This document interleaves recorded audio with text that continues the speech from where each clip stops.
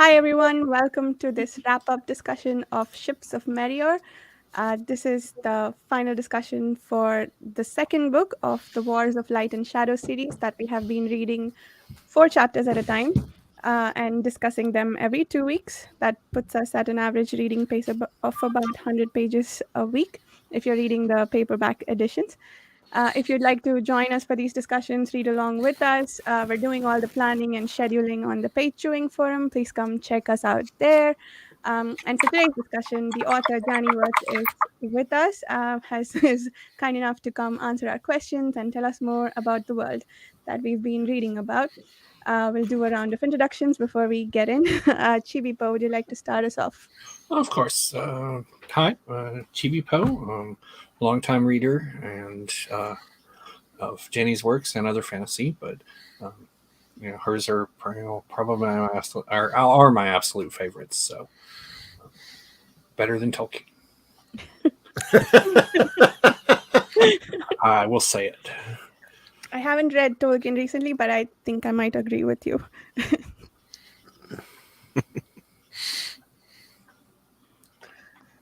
I think you can't do apples and oranges, Tolkien is absolutely the master of classic fantasy where good versus evil is a clean-cut, stark line.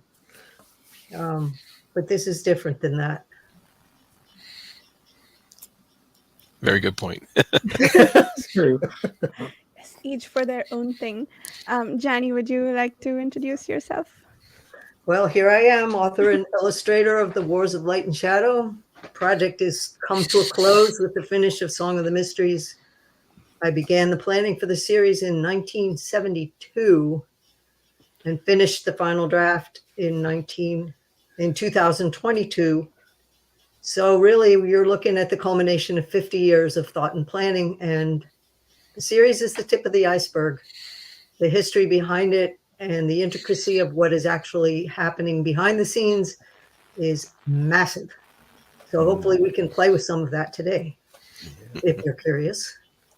Yes, this is just one snapshot of one moment in history that was significant. There were many, many more. Yeah. Jared from the Fantasy Thinker channel. And this is my third book that I've read for Janny.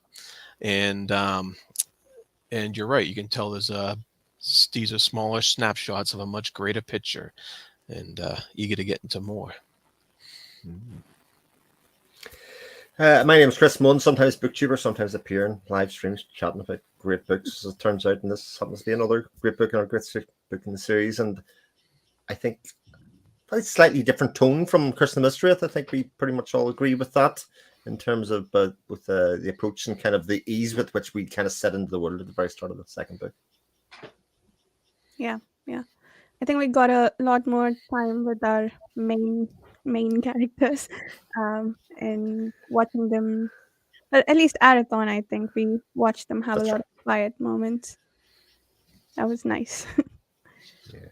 It was interesting reading over my notes for the first 4 chapters, for instance, what I kind of thought then compared to what I thought kind of by the end of the book. And my very first line that I had in my notes was Arathon just living his best life at the start of book 2. He's in hiding, he's doing the traveling around the country as the Bard's Apprentice and the Master Bard's Apprentice and doing that kind of thing. Whereas, I see her still going for world domination and trying to twist everybody to make sure that they remember that Arathon's the root of all evil. And I think it's interesting when you take that throughput and kind of look at the events of the book as they go forward, and even by the end of the book, I think we're still sort of in the same place. Arathon seems to be kind of living treating the curse and his awareness of the curse very, very differently than Lysair is. And although there's that sort of convergence at the end of the book, where they kind of readdress it in some place, I think those are the themes that go through.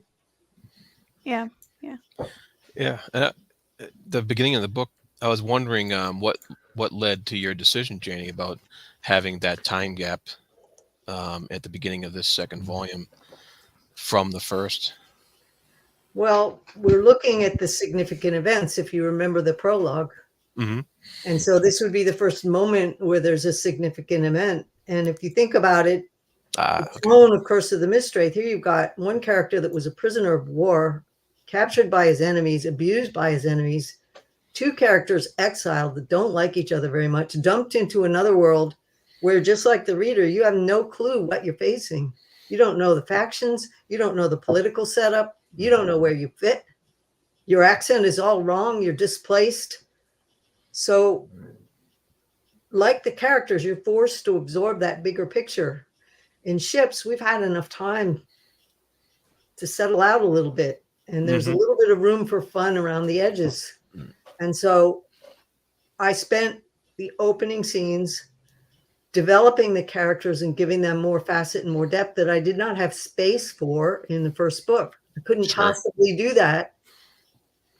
And that's going to invest you in the characters so deeply that when the second half hits and the subsequent volumes hit, you're going to really feel it in the gut. Whereas at the ending of Curse of the Mistwraith, you did, but it was different. Now you're going to get under their skin just a little bit more. You still may not see 100% of where they're coming from because you're not inside their heads quite yet. So that was it. It had room for that different approach. When you're coming out there with the first volume, at the time Wheel of Time was out already. I'd already written this. I'd already planned it years before those. George Martin was just a year or two before winding up it all. What was his first? 1994, 95? Yeah. Something like that, yeah. I had to pick and choose so strictly what I showed in that first book, and it had to fit with what was on the shelves at the time. So it wasn't too big a bath of cold water for people, because as you realize, certain of the themes in these books, like the anti-colonial, there's certain things in there that back then they weren't ready for. Yeah. So I had to ease into it slowly. The other juggling match is when you get far enough down the pike with this series and your point of view changes and your vantage point changes and your awareness of where everything is coming from and how it fits changes, it's going to move the markers. But if you went back to book one and reread it, you would realize everything's in plain sight. It's already there. Just your own assumptions or the character's ignorance blinded you to what was important. It was on the page, but you didn't value it as important. So doing the Chinese puzzle of Curse of the Mistwraith demanded that I know everything all the way through, where it was all going. Why did I mention this detail? Why did I do the little scene that I did? Why did I, even in Ships, do that scene where Alara goes through the cellars of the Fourth Mark sister house? Trust me, that's not window dressing. I may wait to drop the hammer on why that was there. So everything had to be completely handled exactly right, so that when I pull the veil off and you see where it fits, you are taken by surprise, because I wasn't. So that constant juggling of what do I show, how much do I reveal, what do I save for later, and still have it be a story without info dumps. Right. And that was what I liked about this book is I didn't feel at any point that there was unnecessary info dumps being thrown at us. It was involved in the story the whole time, getting to know the characters, and that makes sense that the 5-year gap relates to the events being discussed according to the prologue in the first book. And I guess it allowed these characters also to kind of acclimate themselves to the world that they've been thrown into. Supposing we play the scenario, what would you have missed? Lysair digging in deep at Atara and getting those loyalties completely fixed and going out for the cheap shot at the clans and missing. Okay, realizing he had to build a spread bigger. That's planning armies takes a while, especially when you suffered losses like that. You're going to pause, you're going to regroup, you're going to retrain, you're going to make your campaign better. You're going to have a failure to find what you're looking for. So there's that snapshot right there. What's Arathon doing? He's living his best life, learning how to refine his music. And so at the stage that you're stepping into where he is at Ships, he's had 5 years of intensive training under a master. Yeah, but he's also had 5 years of learning how to stay out under the radar and kind of fooling everyone he runs into. Well, like that. he wasn't ever dishonest. He just Yeah. didn't No. tell them everything. Right, yeah. He also changed his face and his appearance a Yeah, little bit, he's but a different that is true. name. You know, he didn't ever, you know, nobody came out and asked him. And I think that's one of the real delights of the first couple of chapters is that they're played, especially with the character of Dakar, where he is confronted face to face with him a lot of the time, and he seems sort of oblivious to it, and yet we as the reader, it's one of the few times I think we as the reader know way more than the book characters seem to. And I think that for me that was a great source of joy and fun for the first couple of chapters of going, oh my god, Dakar, I thought you were supposed to be this all powerful, very powerful, all-knowing person with foresight, etc. And yet, Well, there's going to be a fun thing, and I won't spoil what's coming in Warhost, but if you watch the interplay, what's going on between the Fellowship Dakar and how it is handled, there's a very interesting situation going on there, and it will be really fun when you see what the dynamic is. That reveal is coming. That reveal is coming. So, yeah, Dakar's a little bit thick. But you know what? Don't all of us? we all have our moments, yeah, for sure. You know, you really don't want to face the music when there's something thoroughly unpleasant till you get your nose rubbed in it. Yeah, I thought it was the thing I liked, just, you know, where, you know, it's like how many times where you can tell his, like, you know, instincts and his gift of foresight and everything are just screaming at him, and he's just willfully. And think about Arathon. He's going to take the easy way out. If he told Dakar who he was, he would have had a big fight on his hands. It would have been nasty. And if you caught the subtleties of the opening there, he was sent to pick up Dakar. He was sent to collect him. So why not make it easy and play along? Yeah. And I think it also gives an idea in the Arathon as well, is that he sort of enjoys being the intellectual superior in some ways. No, he doesn't rub anybody's nose in it, There's but he something definitely more going on there, and I Yeah, won't spoil it. okay. You'll see in Warhost. You will see in Warhost. There's a big contrast being drawn between how Lysair handles his following and the hero worship that he's deliberately setting fire to, and how Arathon handles what could happen. So you just watch the dynamic play out. It's a lot of fun. I certainly enjoyed writing it. Yeah. So I had a question. I think with Dakar and I think in Curse of Mistrait, there were some scenes that were just pure chaos, and they were funny for being like that. Like with Dakar and the scenes with the horse, and in Curse of Mistrait, I think Arathon in the tavern. And I thought I was curious how you designed those scenes and how you knew what to put where, and you know, just it just has the ring of chaos and makes it very enjoyable. Yeah. Well, Fairy Toes, I knew his double. I used to teach riding at a horse camp when I was very young. And Fairy Toes was definitely one of the horses that came in. We used to go to this guy that had like 500 horses in a field, and he actually killed them for dog food. And we would have 8 hours to pick out what we were going to pull out of there and put into the summer camp for the summer. And so we'd get on anything, not knowing how it was going to behave, how it was going to react, whether it ever had a saddle on its back, or whether you were going to get thrown, whether it was going to be a mess or a nice horse. So Fairy Toes came home, and he was exactly as described. He was a complete disaster. So I borrowed him just for the humor, because toss a horse like that into a ticklish situation, and it's going to make everything go straight to chaos. So it was just sheer fun, and also earned a major enemy for Arathon going forward. And that one's going to stick. There will be repercussions from that moment, all because of that stupid horse won off some mercenaries at dice, and the mercenaries were probably like, "We're glad to be rid of this guy." But yeah, he was exactly as described, kind as the day is long, but just completely discoordinated mess on four hooves.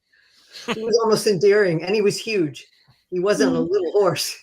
He was like, you know, you put a little camper up on that thing that you don't know if it's going to go forwards, backward, or sideways. It was fun.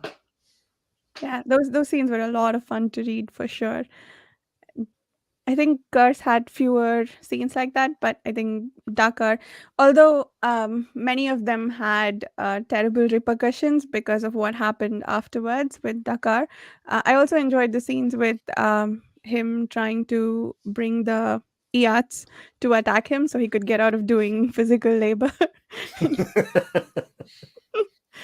Yeah. See, I wonder if the increased sense of humor actually comes from the fact that we know the characters a bit better, you know, and we spot the nuance a bit better rather than just kind of following along, going, not really sure whether somebody's being serious or whether they're being straight or whatever. In this case, I think I was like, oh no, I can see the personality come out of that moment or that line that came across, you know. Yeah, well, that's what I loved about these first 4 chapters is they Yeah. really got us into these characters. You know, the Curse Mistwraith was very exciting, and it was very big events happening, and then we get this, you know, this character driven first 4 chapters here that really let us know who these people are. Yeah. And it was a lot of fun to read them. A little bit of slice of life and a big geography lesson and a lot of non-info dump world building when you look back and see how much got pushed into those scenes that were selected to show.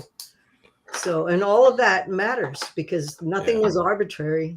I also loved the characterization of Halaron too, in those first 4 chapters, and we really got a good glimpse of his viewpoints. And I love how his song was like telling the opposite story of what the people actually kind of wanted to hear there, and that was just, I thought that was very well. I loved how you did that. That was beautifully done. Oh, thank you. I used also to hang out with a lot of musicians. So anyway, Yeah. I was saying we saw Arathon and Halaron towards the end of their relationship, but you know, even just from those few moments that we got of them together, it felt like we saw the depth of the connection. I thought that was really well done. That, you know, we didn't see flashbacks of, you know, how they built their relationship. We just saw them towards the end, but it had a certain depth to it that I really appreciated. And you know, we also saw it in the fact that, you know, the extent that Arathon would go to keep his promise to Halaron towards the end for his family. So yeah, those parts I thought were really good. I love reading relationships, and I thought this one was a particularly nicely done relationship. Yeah, we saw 5 years of companionship there. Yeah. That's what we saw. Within Yeah, couple from chapters. like that first moment where, you know, they're at the end when, you know, they run into the car or come to pick him up, and it's one of his first lines where he's like, "No, you must spare those fingers," and you can just feel the depth of the connection there, which I really like. And the section also gave me a chance to bring on more women characters and show the variation of age, background. All the women are different. They don't have a set role in this world. And so I was able to bring that in. There really was no space to do that in the first book. There just wasn't room to develop the bigger picture. I had to really stick to the facts to make that ending of the first volume be what it was, which was shocking. Yes. Now there's more room. There was just more space to get into it. And the characters will continue to develop. They will continue to deepen until the point where suddenly the world starts exploding into other venues, other arenas that you don't know are there yet. So the investment had to be locked. And this was the best way I could see to do it. And plus, it was sheer fun.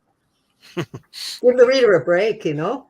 Yeah, it's a very good chance to show that sometimes show don't tell is often, you know, one of the more powerful storytelling aspects that you have. In fact, I don't need to tell each of the steps that happen in the 5 years if I just show you the development of a relationship, the where it is now, and kind of give you a couple of constructs with which to investigate that.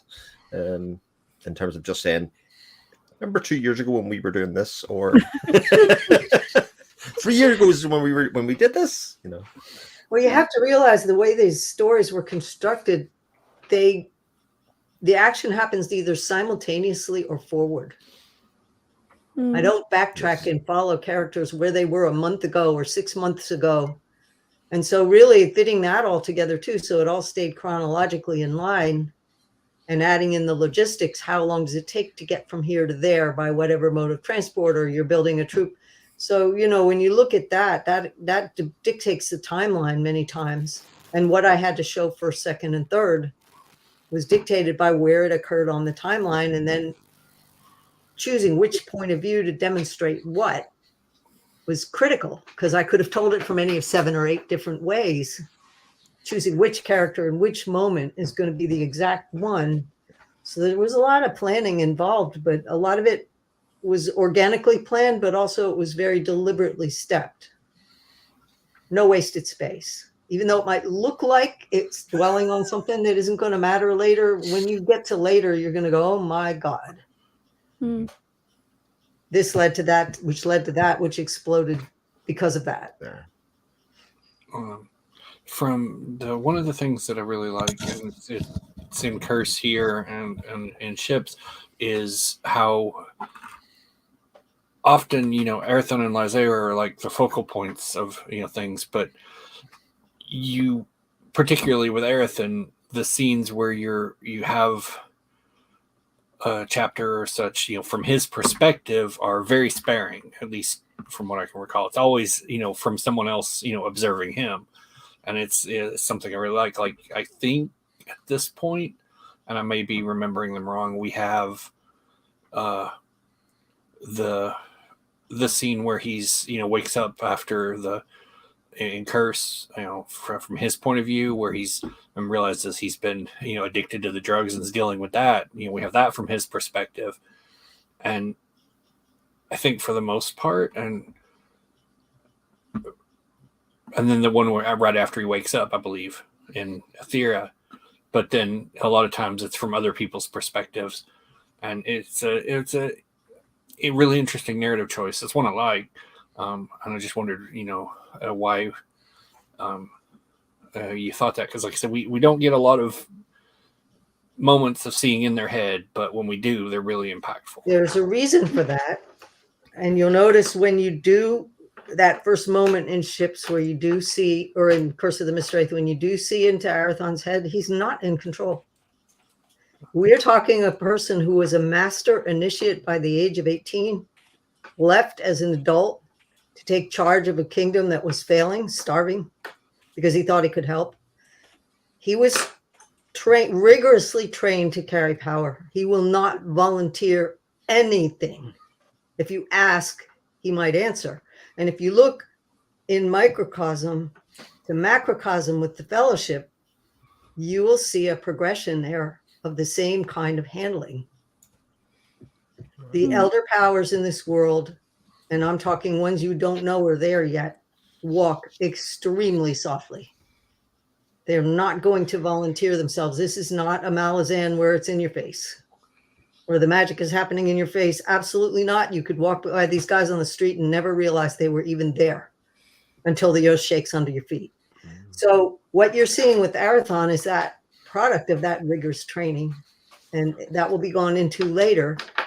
And that's part of the mystery of what is he really up to? What is he really thinking? And there will be a time when what he is experiencing will be unlocked.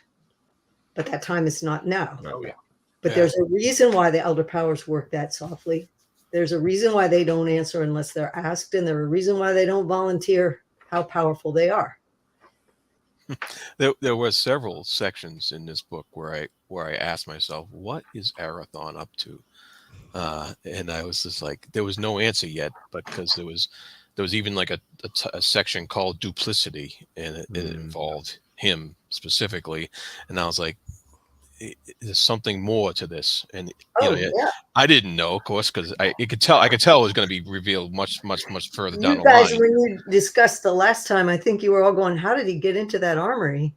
That too, yeah. It's obvious how he got into that armory. No way could he have gone through 7 locked and guarded doors. No, he knew he couldn't get into the armory. So what did he do? He had Dakar walk up there knowing what was going to happen, knowing that everybody would panic and unlock the doors. And if you'll notice, as they're going down all these corridors with the crooks and the stairs and through the dark with the torches, there's kind of this draft that passes.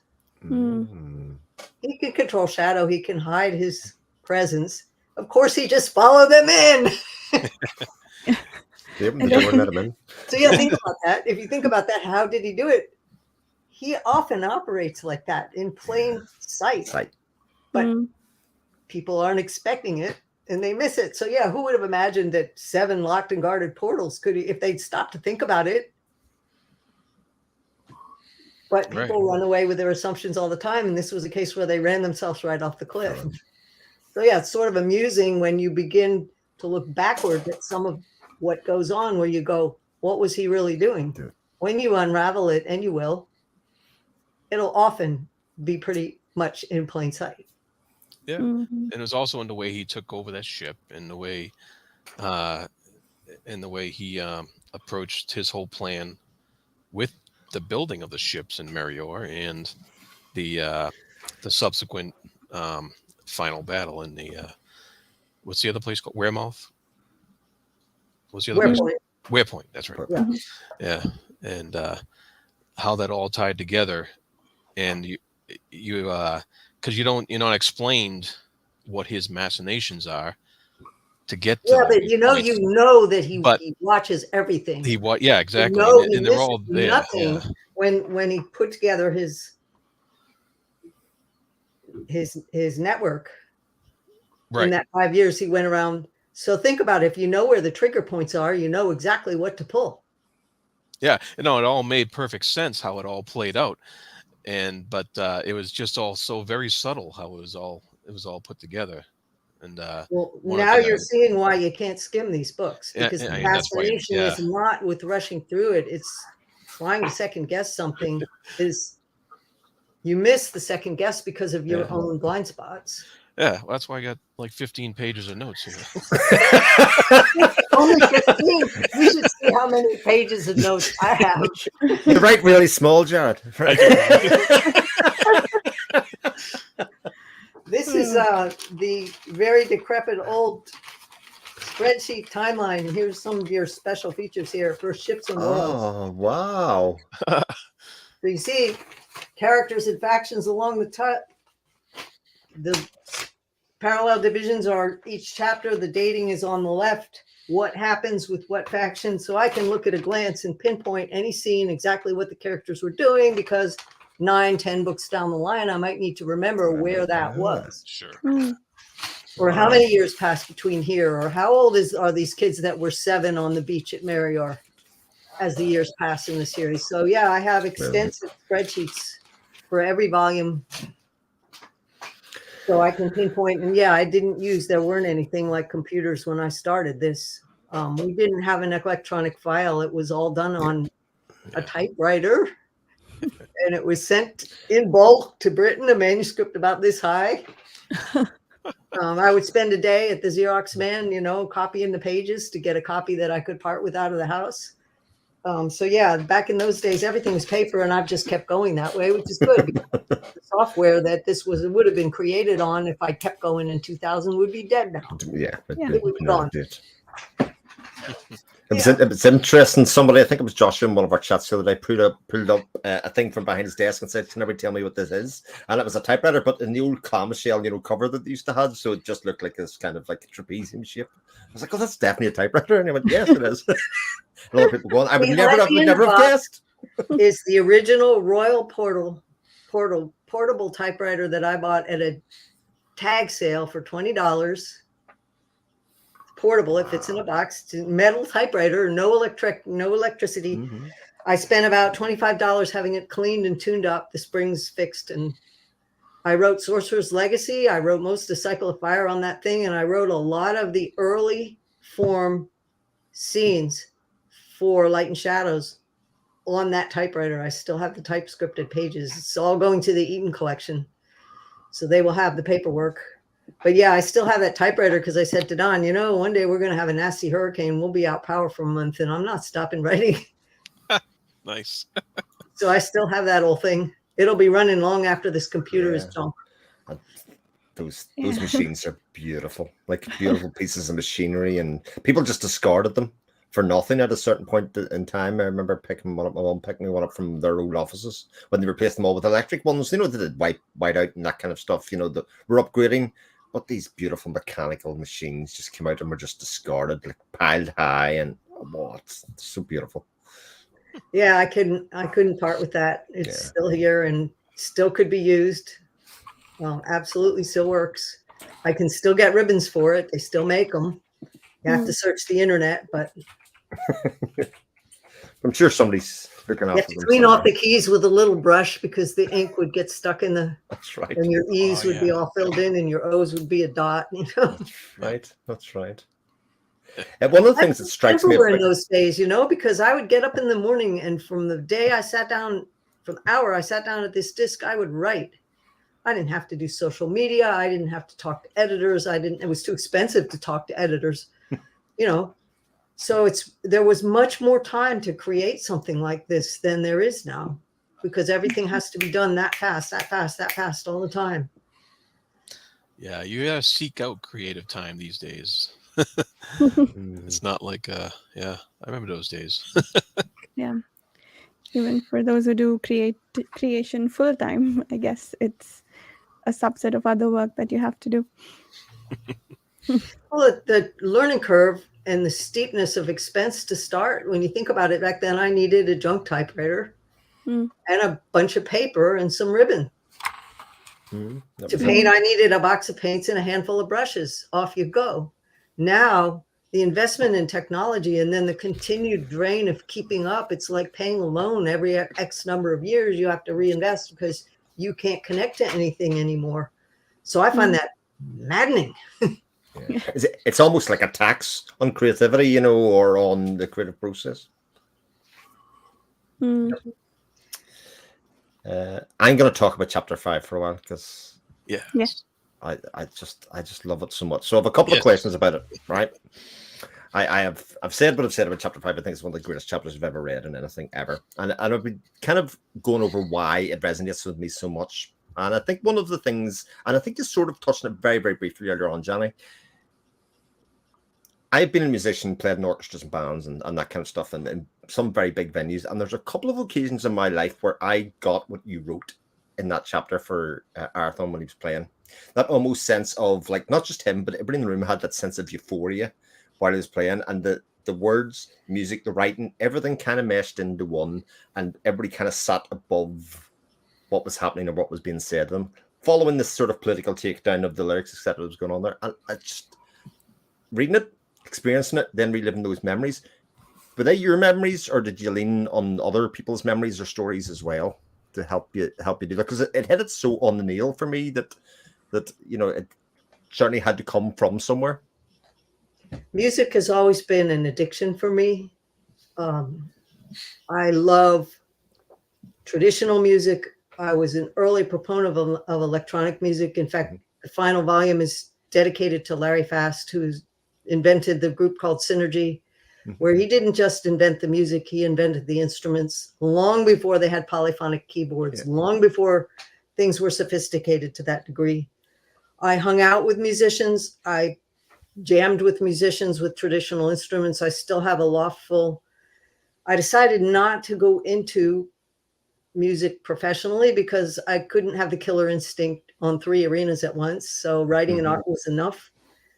The other thing was, I think I have the ear to appreciate a master, but I'm too self-conscious to replicate it. I trip myself up because I feel the difference between what my fingers should be doing versus what they are doing. And then I fall into that gap and I lose it. So I played competitively solo bagpiping. I was the top of the state for years in the highest rating there was as an amateur. And I've experienced when the musicians hit their stride and pull everybody along. One of the most graphic experiences I ever had was going to a Moody Blues concert in Tampa, and the Tampa Symphony was invited to play their album Nights in White Satin. And when they started out, you could tell these orchestra guys were not into this. They did not want to be there. They were doing everything mechanically by rote. They were dragging their feet. We're doing this because we're being paid. It was an outdoor summer concert. And I watched that band by sheer genius drag them in. And by the half point, it was seamless. And I just sat there with my jaw dropped going, the power of those 5 people on that stage, dragging that entire reluctant orchestra after them who didn't get it. It was magic. It was absolute magic. And, you know, mood and music to me are intertwined so badly. I can't listen to blues because I end up crying. Yeah. I end up depressed way too fast. So I can't listen to certain kinds of things because it affects me too strongly. So between the experience I had going to the jamming sessions after the Philadelphia Folk Festival and all those incredibly talented traditional musicians were in my town, certain of my friends would be catch-alls where they'd end up at their houses and they would play all night. Or getting on the train to deliver a painting to New York and going down to 12th Street. There was a Irish pub there that had a back room, free beer for musicians on Tuesday nights. And you'd hear the guys coming right off the boat from Ireland, jamming in that back room. And I would just drag my bagpipes in there and instantly free beer all night. Yeah. I miss that because Florida doesn't have a lot of that. Yeah. I was in the heart of it where I was in the Northeast. Mm-hmm. And it's not so much down here. So I live off CDs now. So yeah, I brought everything that I had of my experience into that scene and then stepped it 1 degree higher to make it fit what goes on in this world. And you'll see how that meshes also as time goes on. Resonance. It's Resonance. It's so beautifully written, and it's sort of like a catch-all for all of the things that I wanted more. I wanted to know more about how music plays a part in magic, and you kind of all wrapped it up in that one moment, if you know what I mean, even though it's quite a elongated or extended moment. There was one thing else at play, and that is that I read so widely growing up, I got really tired of the revenge beat in stories where bad things happen and you just have to retaliate. Yeah. That's the cheater's way out because violence is going to beget violence. Hate is going to beget more hate. So I wanted that scene where you expect the revenge, you expect the retaliation, you expect the hammer to fall, you expect this very powerful character to just, and what you expect is not what happens. And so I wanted that powerful moment where he just picked them up and shook them and said, "What are you doing?" and made them recognize that.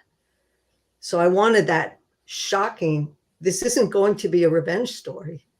This isn't going to follow the time-beaten path of let's correct a problem with might. Let's do it with something gentle that is so much more powerful. So if it worked, I did my job. Thank you. Yeah, that absolutely did for me. I agree with Chris. That was my favorite chapter too. It was, I loved how you used your use of words tied in with the music and how they all blended together to just hammer home the feel of the music, the beats of the music, and it just worked beautifully, I thought. But you see, it would not have worked if I hadn't built the style up to support that. Oh, absolutely. I hadn't started off from page 1 with a style that could support that. I couldn't have built that scene. And when you see what is coming, that style is going to have to support a whopping lot more because it's going to get bigger and deeper and wider. So I had to start out at the beginning that way. And a lot of readers starting out, especially back then, didn't get it. Yeah. They didn't understand why this book was crafted that way. Yep. And so I'm really thrilled. I am beside myself seeing readers get it now. What I remember you said that and for the live stream for the Curse of the Mystery was when I asked about the style that you chose for this series, and you said you were all in. You know, you wanted to put everything into it, and you can just tell by how everything is tying together so perfectly from the one chapter to the next. You know, even up to that point in chapter 5 where we had that musical interlude. And it's very powerful because it's like you said, you were all in on this, and it really works. It really makes it a pleasure for me to read. Well, thank you for helping spread the word on that, because it means a great deal. It means more readers who want that are going to find it. Yeah, I hope they do.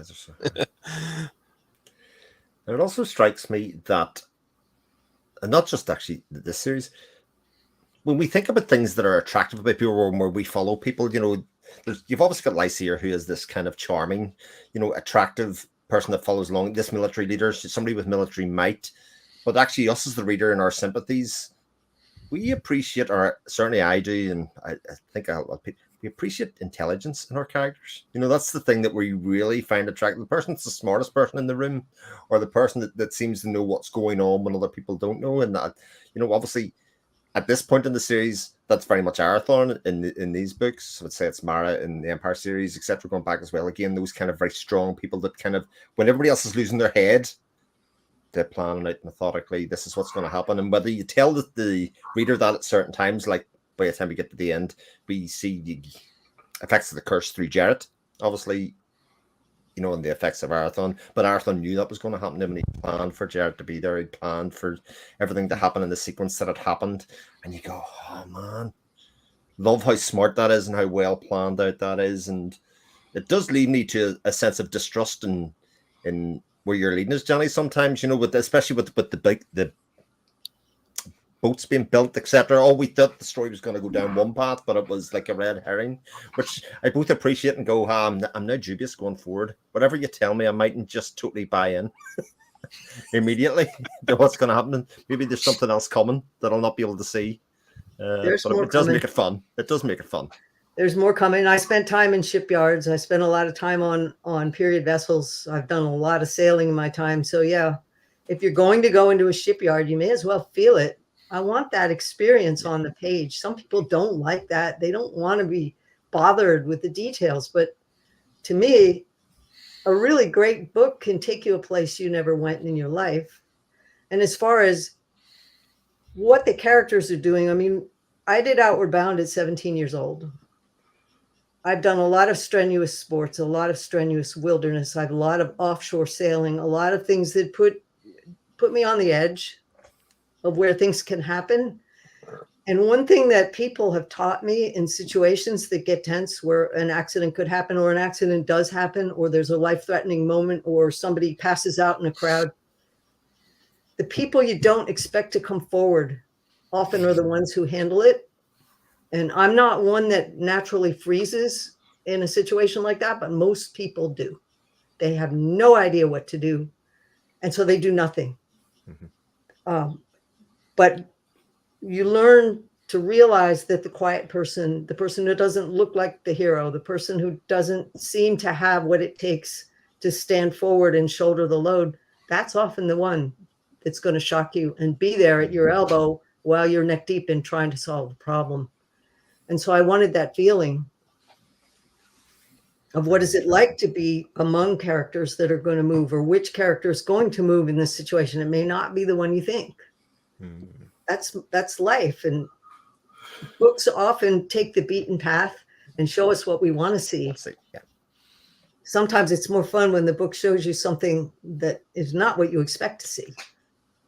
Well, that's when stories become memorable, though, isn't it? When something shakes you out of what your slumber is. I suppose sometimes when you're reading 100 pages a day, something like that, you kind of think you've got the next 50 pages planned out, and then something happens, and you go, "Shut the front door." No, what? Sometimes you don't want a book that challenges you, and I get that. I often read just to kick back too. There's days where you're too stressed, or you're on an airplane and you just want to make that miserable ride shorter. So I don't have a problem with escape fiction, but the books that are going to stick with you aren't that. Yeah, that's true. Very cool. Very true. Yeah. And those moments also built Arathorn's character, right? The building of the ships in the shipyard. There were a lot of descriptions of how beautiful the boat was and how hard he was working along with the other people building the ships. So it wasn't just unnecessary detours. They also helped build the characters of the people we were reading about. So yeah, I thought I really enjoyed those sections as well. And I think to what you said, Janny, everybody who meets Arathon underestimates him at first, and then they are sort of put in their place, if I may put it that way, once he shows how competent he is in with the sword or with building ships or playing music. I think he's good at everything.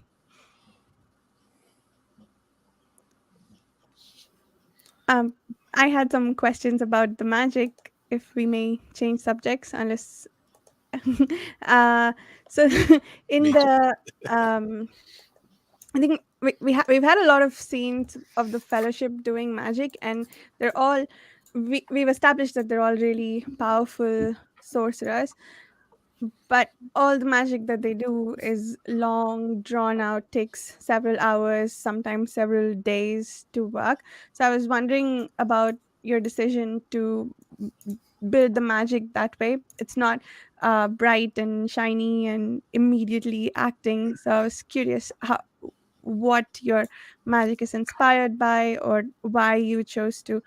It's a lot of powerful magic, but acting very, very slowly.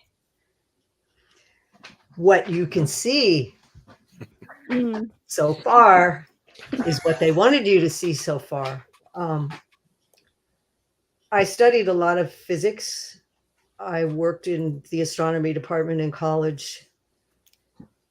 I built the magic system on Ethera around physics and resonance. If you've ever put water in a bathtub and shined a light on the water and you smack your hand in it, you can see the standing waves, you can see the chaotic ripples organize themselves into resonant frequencies in the water. That's the easiest way to explain resonance that I know of. If you look at the electromagnetic spectrum, every frequency of light, every frequency of sound, every frequency beyond the range that we can even sense is still tied together, because when you strike a note, all of the octaves in resonance with that note are going to respond to that note. So you are affecting everything. It's the butterfly effect in actual physics. So Ethera is a high resonance planet.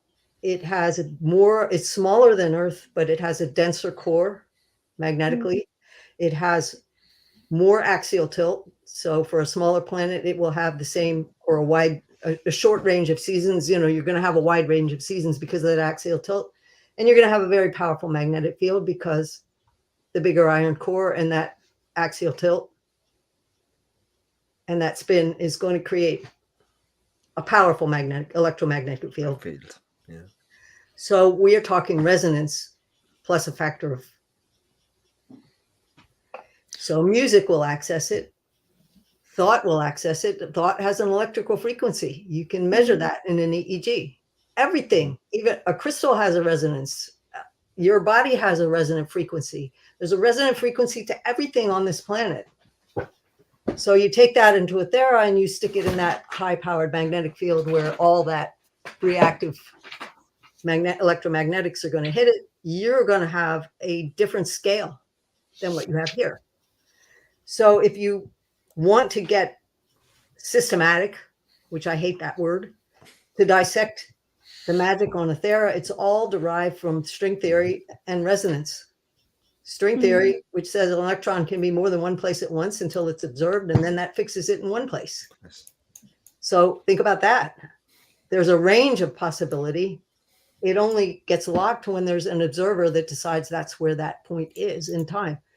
So there are many ways to access the magic in Ethera, but they all derive from the same system. Yeah, I think we see that through the music access, and we see that. And you also mentioned like the waystone. Crystal that's amplification. the type of crystal. Crystal amplification is used in radios all the time. Right. Yeah. So you see, that's another way to amplify that resonance. Their crystals are piezoelectric. They record frequency and they give it off. So yeah, it's all the same. Ceremonial magic, when you see those choreothane do that elaborate ritual, they're aligning the resonance of intent and mental energy and the body all into line to create a resonant frequency. And then they're amplifying it with a crystal in this very reactive electromagnetic environment. So as the story goes on, you'll see more ways to access what is happening, and it will open out even more dramatically, where something could change in a moment. Depends what you're trying to achieve, and depends who's watching. It depends how much you're not going to flaunt things in people's faces. So no, you think this is a sleeper here. It's not very sparkly. Well, maybe because whoever's doing it is so powerful, they don't want to kick the planet right on its ear. So again, the greater the power, the more softly they're going to walk. And you will see that open up. Well, I mean, as Sander had hinted at previous disasters in this on book. A scale you can't imagine. Yeah, and so you know, that was kind of a subtle warning to the reader, but also to the people he was talking with at the time. It was right out front in Curse of the Mistwraith when Seth Fear used power that could have shattered mountains to see across the void to what was going on in Dasaneller. It was said again when Arathon came first face to face with Asandir, and he stared at what blinded him with the infinite, and it knocked him to his knees. People forget that. Right. When you get to Song of the Mysteries and all the knives are out, so to speak, you will look back on those scenes and go, how did I miss that? It was right here. So that's part of the fun, is you don't have the perspective to know what you're seeing yet. And when you do, it will reorder everything upside down and sideways. TVPO knows, but you haven't seen Song of the Mysteries yet. I did not pull out all the stops till the finale. Well, why should I tip my hand, right? Absolutely, yeah. But Does given that how explain there what a little bit of what you asked about the magic on this world? Yeah, that helps. My next question to you was going to be, a lot of these feel familiar. A lot of the elements of the magic feel familiar with, I guess the gates could be wormholes, for instance. I was curious what physics influences you had, but you already answered that. Well, space is not linear, right? Space is Yeah. not linear. Gravity actually curves light. So right. what does a gate do? It curves space-time. Yeah, see? Linear. So you think in terms of speed of light? No, that's not going to get you there, but that will. All in a tiny little interface. So yeah, when you ask me, watch out what you ask for, because probably I've thought about it for years. This question came chugging down the line. I think when I wanted to ask you if any of this magic was based on string theory was, I think in the scene, if I remember correctly, this is in the scene in which Asandir gives Arathon the ability to see the Paravian resonances, and I think there is some mention of the strings that make up the world, if I remember correctly, and I added a note to myself to ask if the magic is based on string theory. So I'm glad to have that confirmed. Oh, you'll see. Believe me, you will see that genie come out of the bottle, and when it does, it will be explosive. But I'm gonna ease into it slowly, because, like I said, the prose style is written this way in order to support things that are way beyond just putting a rule book on the page in chapter 1 that tells you how it all works. There are certainly checks and balances going on here, but I'm not going to sit here and fling it all in your face in an info dump. You will experience it when the characters or the story is ready to produce that. There's a lot to digest as it is, and I'm thankful you've done it out a bit slowly. It still feels like there's a lot to think about. We do over an hour every 4 chapters, so it's. Well, you'll go back, yeah, at the final volume, and you'll go back and you'll look at, say, casting strands, when the Fellowship cast strands in book 1. What were they actually doing? And it will be unlocked what they're actually doing. They're taking a blank template, they're laying the frequency, the resonant frequency of whatever that is onto that blank template, and then they're dropping a change into it and watching the pattern reform, and they're reading it mathematically. They're reading it as geometry. So it's very, very carefully designed, but for people who don't like systemized magic, it's invisible. You can enjoy this and know none of this. But I happen to play with astronomy. I was working for the astronomy department. I was running telescopes. I was doing all kinds of crazy stuff when I didn't know what I was going to do with my life. So I thought, let's make this real. Let's make this real in a way. And, you know, now technology is catching up. We have CAT scans. We have all kinds of things that read electromagnetic. Yeah. But that stuff didn't exist back then. So I would like to think some of the more esoteric things in this fantasy could actually happen someday. You know, I'm not going to sit here and go like, Terry, I don't write fantasy. I certainly do. But everything that's outside the envelope, maybe one day may not be. You don't know what's going to be developed because a lot of our technological developments were not predictable. 50 years ago, they weren't there. True. And then you'd have, you know, just as an example, you know, it's like, you know, shows like, you know, like Star Trek, you know, where they're like, here's a handheld communicator. And people are like, that's never going to happen. And then everybody's walking around with cell phones and things like that. So we haven't got teleporters yet, but, you know. Yeah, but I suppose it comes back to that idea that science fiction is just a subgenre of fantasy, or vice versa. You know that you know, if you go back far enough, science was considered fantasy. It was magic. You know, healing powers that would have been we consider now as the scientific were magical back in those days. So it was nearly like in that case they were looking and forecasting a fantasy kind of lifestyle, whereas we kind of think of future forward now as being science fiction. So it's all time scales really. Well, fantasy is a lot too. It's the mythscape of dreams, and our dreams shape our beliefs. And so I think fantasy goes to our roots, our mythic roots, and what does our society believe? Fantasy actually explores that. Science fiction more explores the physical side of what we can do with that, but they're certainly related.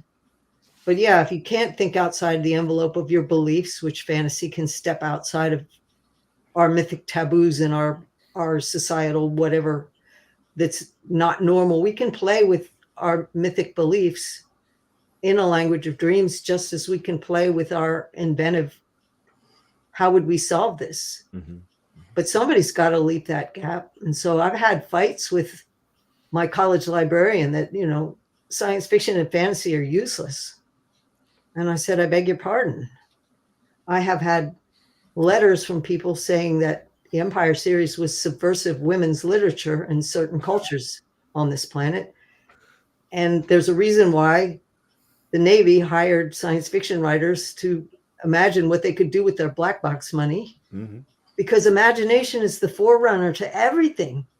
Good change, bad change, invention, de-invention, rebelling against invention. Our imagination paves the way before we go there. And I think at its best, it gives us a choice as to what road we take at its best. It's a rebellious energy. Yeah, absolutely. I think you need fantasy in order to sometimes just know what fantasy is and deal with reality. So if we stuck to reality only and we stopped fantasizing or dreaming anything, we would have nowhere to go but backwards. Come on, that would be freezing our entire society, and human race would be frozen in place, because everything that breaks the envelope starts with the mind. And exploring what could be, what might be, what do I hate, what do I want to escape into now because I don't like where I am. A lot of what developed there, to be honest, was exactly what I hated to see going on Earth. I said, what if there was a world which was different, where those beaten paths were not beaten? What would a world look like if we took a different step evolution-wise, not the technological direction that we're going today? So, that was my way of saying, I hate this place. What would it take to do better? But that's backdrop to the main story. That's backdrop to the character's central conflicts. Like I said, there's so much in this series that has not been tapped, discussed, pulled out. It's just crying to be pulled into pieces by millions of readers, like Malazan is, but it hasn't attracted that readership yet. I don't think people look to women's fiction, to be honest, to delve that deeply into things. Think about that. Because when those things are discussed, women's books are not brought forward as examples, and yet they are there. It's interesting. It just strikes me the more that I read, I'm going to say old series, but I mean literally anything before the previous kind of 5 to 8 years, the more relevant it seems. A lot of cases. So we just started doing the Masterworks series, and a lot of the themes in that are classic sci-fi. A lot of those themes are even more relevant now than they were back then. And visionary. Yeah, exactly they were right. Visionary. People weren't ready for them. But they start to resonate over time, and I suppose it's one of the great things about art and the long-standing effectiveness and power of art. Like, again, I've just read Glory by Novella Billoway, and that's basically one of the big takeaways from her, for all of the words and the political machinations and the money and the power that you can do. Art is the thing that can cut through everything else. Things that represent, whether it's song, visual art, or stories. The written word is important and actually can change the world. Mm-hmm. Oh, it certainly can change the world, and absolutely. It has. It absolutely has. You look at the effect of To Kill a Mockingbird. Wow, certain stories definitely, when they hit at the right time, at the right place, at the right angle. Yeah, certain stories, certain speeches. I Have a Dream. Mm-hmm. Like I Have a Dream is an art piece now, as you quite rightly say. It's not just a recorded thing. It was crafted, it was constructed, and it is a piece of art. Yeah. Very good. Yeah. I had another question about real-world influences to Aethera.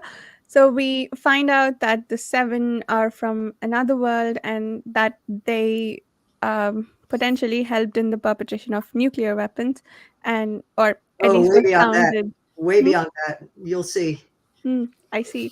I was curious if there were any real world, if the 7 were modeled on like countries or any other aspects of our real world, if there's any group of 7 things in our world that you modeled them on.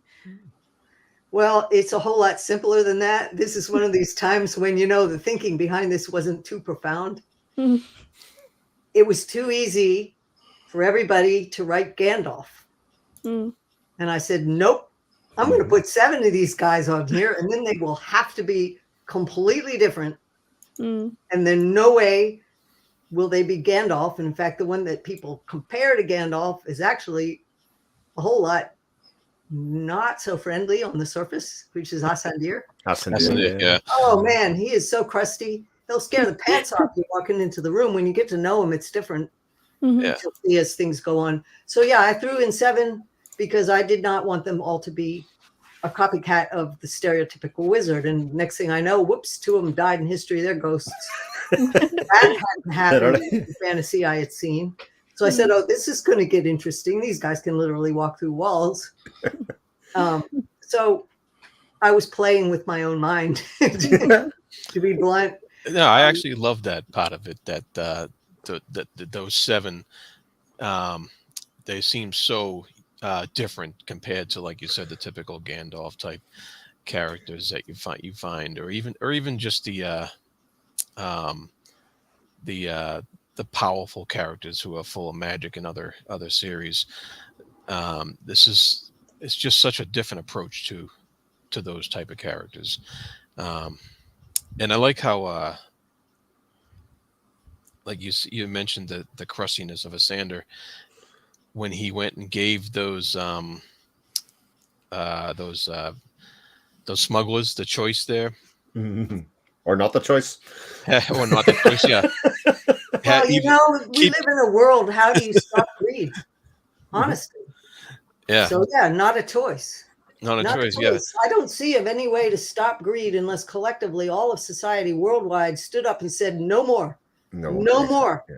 But we're not willing to do that. So what would it take? So yeah, there were things I hate about this world. I made sure that on Aethera it can't happen. So anyway, they gave them a Yeah. choice. It was not a choice. yeah. They wipe their minds, or you know.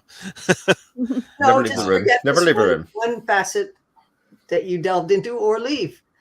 Free choice. You can have it, but you can't stay here and have that. That's not happening on this world. And there are reasons for that one coming up. There's a reason why this world is protected that way. Mm. Right, Oh. and he was only stopping them from basically just using explosives, right?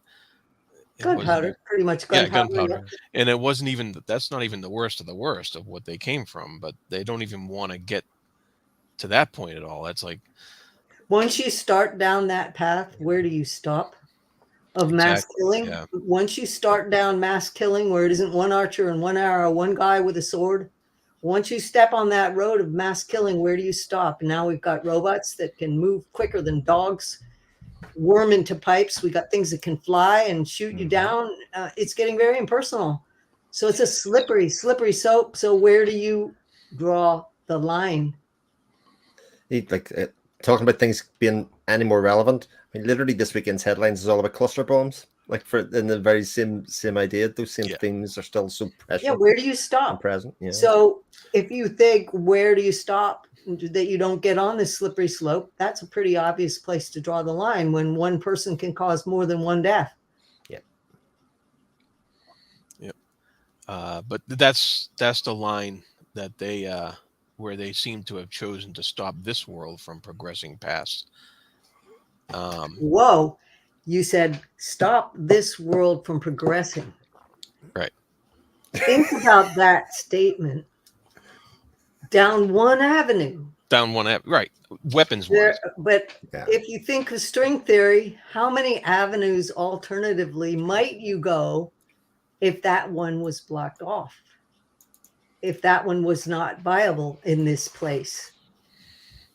And when you understand who the fellowship are, you know that now. When you understand why they're here and how they were bound and what their purpose is, you'll understand very clearly why that one avenue was stopped and why they will allow things to a certain point. There's a very intricate political system on this world where people can have free will. Depending where they are geographically, a low resonance place like a town or a high resonance place where humanity is not permitted to tread. There are definite ground rules as to where you can do what. And there's a ceiling, there's a limit at which when the planet becomes threatened, that's a no-go. Well, that's the mysteries I'm looking forward to. Yeah.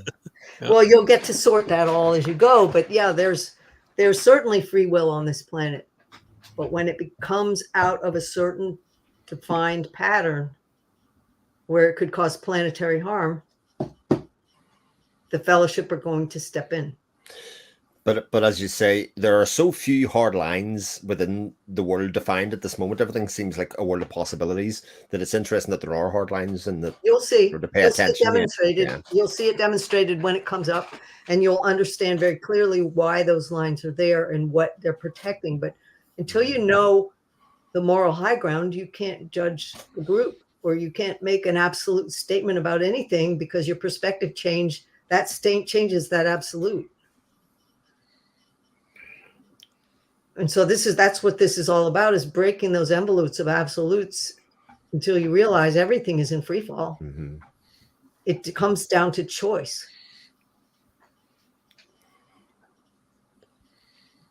Yeah. I think I can hear Chibi Poe biting his tongue. A little bit, but I had, since she He mentioned hasn't seen it all yet because there's a bunch of things I'm like, I cannot talk about that. No, can't. Um, Each volume will blow the bottom out of the floor and the ceiling in different ways, and it'll be really fun to see because you're not going to get half of what I'm telling you right now anyway. That's part of the fun of It the is. series. And the fun part is you can go right back to the beginning and start over, and you still don't see it all. And you can do it every 10 years, and it will look different because this series was designed to be changed with the perspective of life experience also. So what you saw at 20, you'll see different at 30, you'll see different at 40, you'll see different at 50, you'll see different. So I wanted a timeless work. I tried really hard to make a timeless work. And if people don't have patience for something that's not hip right now, this book isn't for them. At that stage of their life. Yeah, if they ever dare to come back to it. But have you ever gone back to a book you absolutely hated when you were handed by a teacher at 15 and gone back and read it again? I've done it with movies. I've done it multiple times with movies, but movies are a lot shorter term commitment. I always thought about I'm thinking of 2001: a Space book, Odyssey. if you were handed a book that was beyond your depth in high school and you hated it because you didn't get it, did you go back to it in your 40s when you might have appreciated it? Human nature tends to make their decision and walk. Yeah. It's the rare person who will go back and look again at Jane Austen. If they hated Emma when they were in 6th grade, they're probably going to walk away still hating Emma. They weren't ready for that subtlety. Plus, they also carry negative emotions going into it. They're already going in with prejudice. Yeah. I'm thinking of all the people who read The Empire in their teens, and it's like, oh yeah, I tried Light and Shadows, and it was horrible. It's like, well, it wasn't written for 15. It wasn't written to appeal the same way Empire did. Not at all. I was doing something different. So I'm sorry if you were led astray because you didn't read the first 5 pages of prose to see if it was going to stick or not. But even if that person has happened, that person, at least they had fond memories of your work in general, Janny, so that if they do come back, there is a chance that reader might go back at 40 or 50. Exactly. And some of the Empire readers take to this. Some of them do really well with it. It depends on the person. It depends how much they want to be in control. Think about that. You can't read these books and be in control. They aren't going to let you. This idea of, I'm going to read this character and it's so plain English and it's so written with so little description that I can overlay my experience on these characters. No, these characters are going to make you feel what they feel. And if you're not willing to let go of your own control and feel what happens to them to the bone, this book isn't going to be for you. It's going to bounce off. So yeah, I like to read a book where I don't have to be forced to walk in someone else's shoes too, but it's really healthy to do that now and again. But so that is this book. You will not escape what these characters feel. Even if you hate them, you will not escape feeling for them. Yeah, that's one of the things I really like is, you pick it up and I could be sitting at the food court at the mall and start reading and I'm just immediately immersed, and I'm not at the food court anymore. I'm right there in the, in the head of whoever's, in that chapter I'm reading. And so some people don't like to burn their dinners. Okay.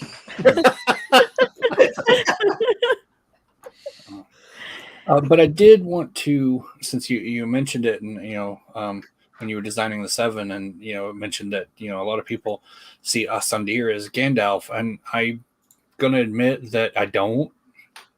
Good. If I were going to pick someone, I would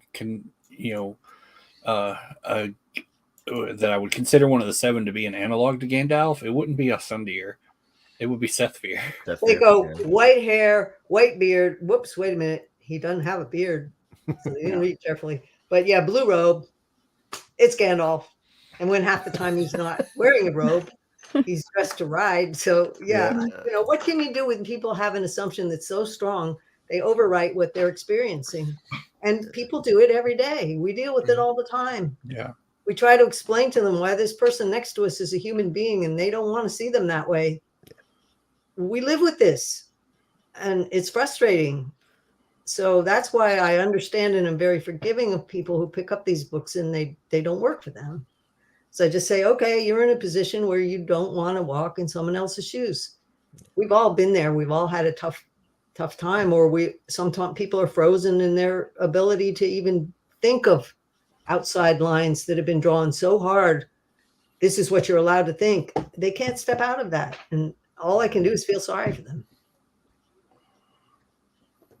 What you miss, if you could throw away all that garbage that you were fed, that said, you can't, you mustn't, don't think, don't experience. A book is harmless, but it's dangerous to some people. Yeah. It's such a truism of life, though, as you say. Like when people have kids, they kind of go, "Oh, they're just like their auntie, or they're just like their mother or their father," and they pigeonhole them for most of their lives to say that their character traits are exactly the same. They may have share some similar ones, surely, but that person is free to live their own life, make their own mistakes, make different mistakes and different choices. But people like to pigeonhole them.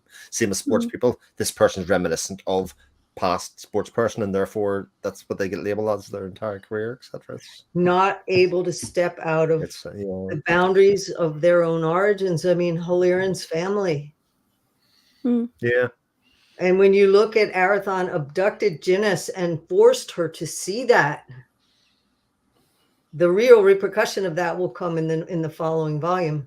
Oh, I was wondering about that abduction. Oh yeah, everything was deliberate. Everything was deliberate. But yeah, we see people all the time where they can't break out of their origins just because some adult, when they were small, told them this is verboten, and they never dared to re-examine it. We give ourselves away all the time. Yeah, I think that's part of the theme of this particular book, is that the most powerful illusions are the ones we tell ourselves, and I think that's tied into everything that's going on here.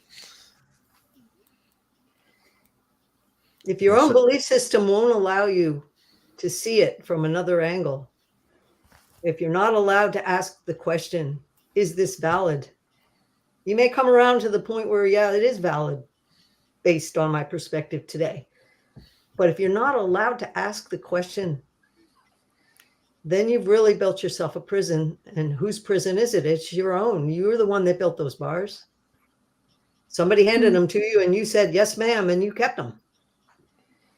I've unfortunately not fit in that mold. I break the mold all the time when somebody says, you can't do that. I go, watch me. Yeah. What happens if they do? That's the power of reading, too. Reading helps. Well, girls can't do that. I was always, watch me. Yeah. But 3 times the only woman in a pipe band that had only been men up until that moment. Trust me, I've seen it. I've done it. Watch me. So all you have to do is outplay the guys, and then you're fine. But getting to the point where they'll let you outplay them, that's the trick. So yeah, that's the thing. Break those barriers. And that's one of the powers of reading. Yep. Very cool. So, Janny, you talked earlier about how you want, when readers come back to it at various ages, the book, that they take away different things from the book. Given you've written this over the course of, or planned and written this over the course of about 50 years, did any of your own life experiences change what you had planned out for the next few books? Well, I would say that is probably one of the primary problems with series that are begun. And I'm not talking about the ones the publishers kill because they weren't successful enough. I'm talking about the ones that wind down and die and the writer abandons them because they didn't build the capacity for those characters to change and grow enough to gain that distance and perspective. And so if you start out with a thing that looks really cool when you're in your 20s and you're still writing that series when you're 40, watch those writers who are hot off, I can turn these books out every year. Sometimes they're going to hit the wall because, first of all, what was cool at 20 is not going to be cool at 40 in the same way. What is exciting is going to change. And after you've written your 5th bar fight, you pick the low-hanging fruit. Unless you're going to keep repeating your storylines, you have to approach it from a different angle. And, by the time you're 60 and you have 20 books behind you, you got to kind of work a lot harder to come up with an original way to show something happening for a character that you haven't already written before. So the challenge gets steeper. The low-hanging fruit has already been plucked. So did I intend that this story would grow with time? Yes. And I built the capacity for these characters to change. And if you saw the blueprint for what I was trying to achieve, you'd realize that I didn't even start out with all the knowledge I needed to know spiritually, growth-wise, to finish this. But I foresaw that by the time I got there, I would have it. I would acquire it. And if you have characters that are across the spectrum in age and experience and background, then that's going to push you to put yourself into those people's shoes. And what would it be like to be Hilarion and be in your 90s with a skill you're petrified you aren't going to be able to pass on before you can't? And so that gives it a stability that it wouldn't have. If you write a book and everybody's in their late teens or 20s, then you don't have to think about that. But if you have central characters that are walking a different role than the one you've experienced, it makes you look at your own life and what you're experiencing and how would it be different from that perspective. So how willing are you to stretch your boundaries as a writer or as a reader? Because all these old people, they're not the same. They're totally not the same. All these young people that I worked with after Outward Bound that I introduced to the wilderness that came from totally different backgrounds from mine, they were all individual people. They all took to it differently. If you spend any time teaching anybody a difficult skill, like water skiing or driving or riding a horse or driving a car, everybody learns differently, and you have to adjust your teaching to fit how they acquire knowledge, or you're no good because you're just spitting out muffins and some of those muffins aren't going to rise. So the chemistry has to change, and that goes for characters too. The chemistry of what makes them tick on the page has got to change. It has to be different. Otherwise, you're writing the same little puppet doing the same little things all the time. And for some kinds of books, that works. You know, for some of these sequential fantasy detective series, that same formula will keep repeating. For some of the men's fiction where I used to borrow my dad's books, you know, you would read the John D. MacDonald or you would read the Dirk Pitt books. The same formula still applies, to the point where Don was running one of those things in the studio the other day, and I'm like, I can tell you exactly what's going to happen next. You know, I was right every time. So sometimes you want a formula book and it's successful and you stick with it. Depends on the writer, but I'm constantly bored.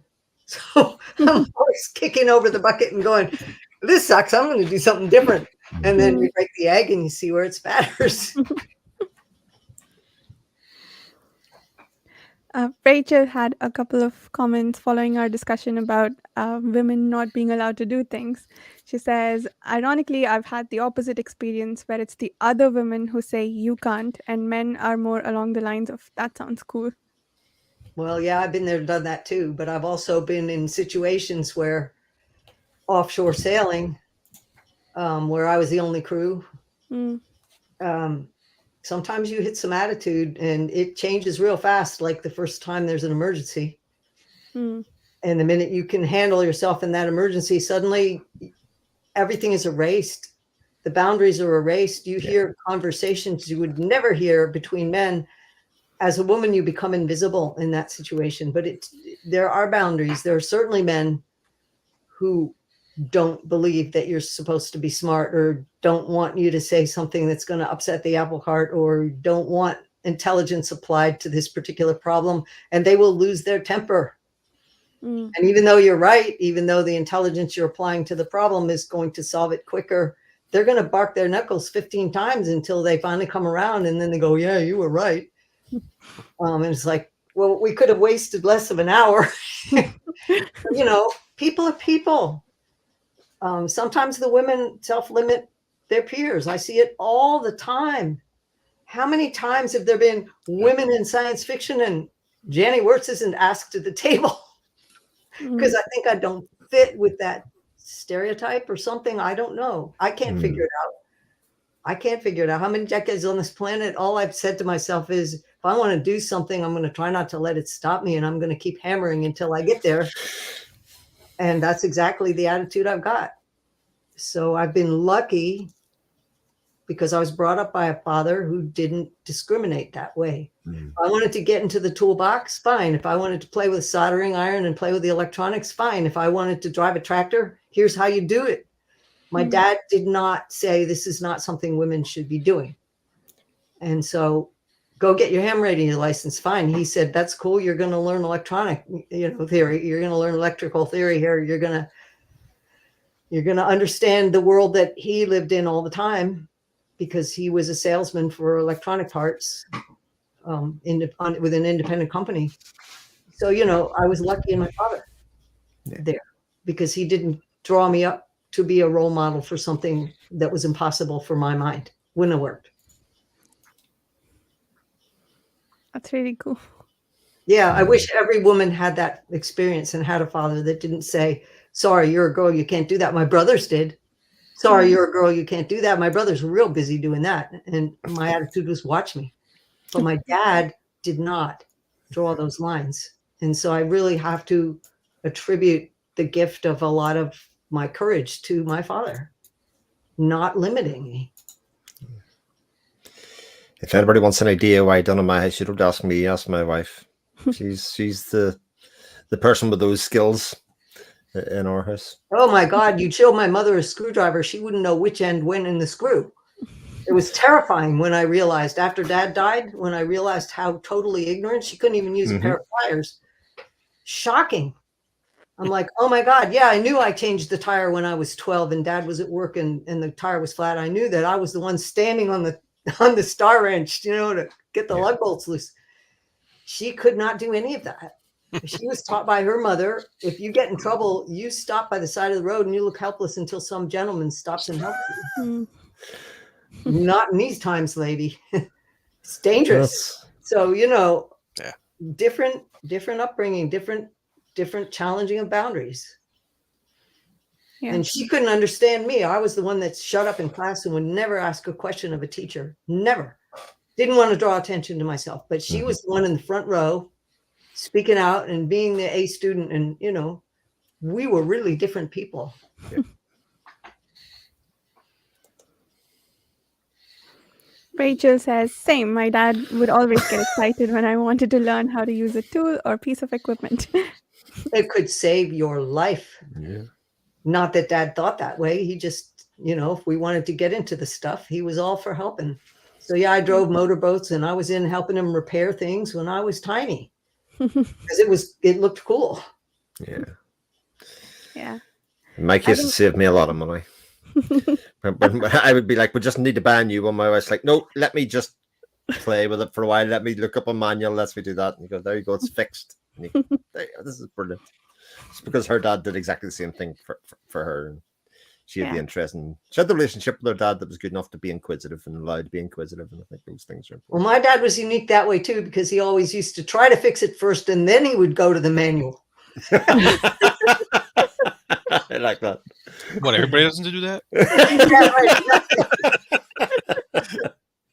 I don't need no manual. I will assemble the furniture, and when you get Alex halfway through, then you open the instructions and figure it out. I can't do it with the manual. for the instructions for assembling the furniture, it's always at least one panel goes on back to front.